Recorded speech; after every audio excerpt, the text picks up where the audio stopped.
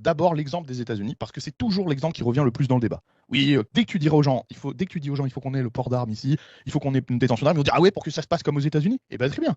Alors parlons des États-Unis. D'abord, tout ce que je vais citer comme source, ça vient l'étude du Sénat de la National Firearms Survey de 2021, la Expanded Homicide Table du FBI de 2017 et les statistiques publiques du Bureau de la Justice sur les violences avec armes entre 1993 et 2011. Donc des sources de l'État, qui lui-même est le premier opposant au second amendement. Je le redis, ces sources viennent de l'État, qui est opposé au port d'armes. Alors les armes, le premier argument généralement des gens sur les armes, c'est les armes ça tue plus que ça sauve. Quand tu vas commencer à dire que moi tu veux porter n'importe ta défense, on va dire oui mais il y a tellement de gens, tellement de crimes qui vont être perpétués par les armes que en fait ça ne vaut pas. Les gun rights l'emportent sur le gun control. L'opinion qui prévaut est donc la suivante: si tout le monde était armé, tout le monde pourrait se protéger et il y aurait moins de tueries de masse. 57% des Américains pensent que porter une arme pour se protéger peut éviter de devenir victime d'un crime. Alors par an, aux États-Unis, il y a 2 500 000 crimes évités par des citoyens armés. Ça fait 6 000 par jour. Environ 15% d'entre eux ont eu la vie sauve grâce aux armes à feu. 192 500 femmes par an évitent un viol grâce à leurs armes.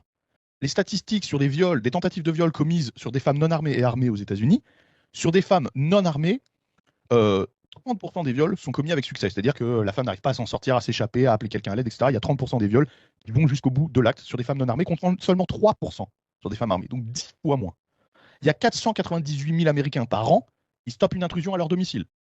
Et sur tous ces crimes qui ont été évités, 182 000 de ces crimes étaient dans des lieux publics. Alors on va dire, oui, mais en fait ça dépend de juste de qui a utilisé son arme en premier, le criminel ou la victime. Eh bien non, parce que dans 83% des cas, le criminel a attaqué ou menacé en premier. Alors on va dire, oui très bien, donc ça tu viens de nous citer les gens qui sont sauvés, mais combien de gens ont été tués, etc. à cause de ça? Il y en a beaucoup plus. Eh bien non.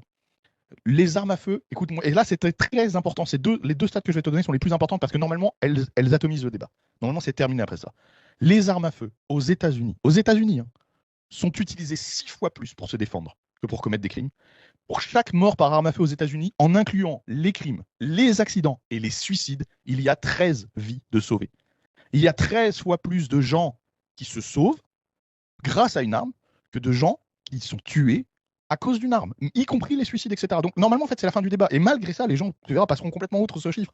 Il faut le redire, 13 fois plus. 13 fois plus. Ça veut dire que si vous enlevez les armes demain aux États-Unis, il y aura 13 fois moins de personnes. D'accord? Il y aura 13 fois plus de morts, finalement, que de gens qui ont été sauvés grâce à ça.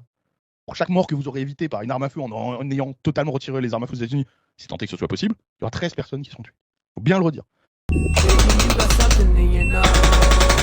Sniffing that cake, stay on the hole, hope to find peace.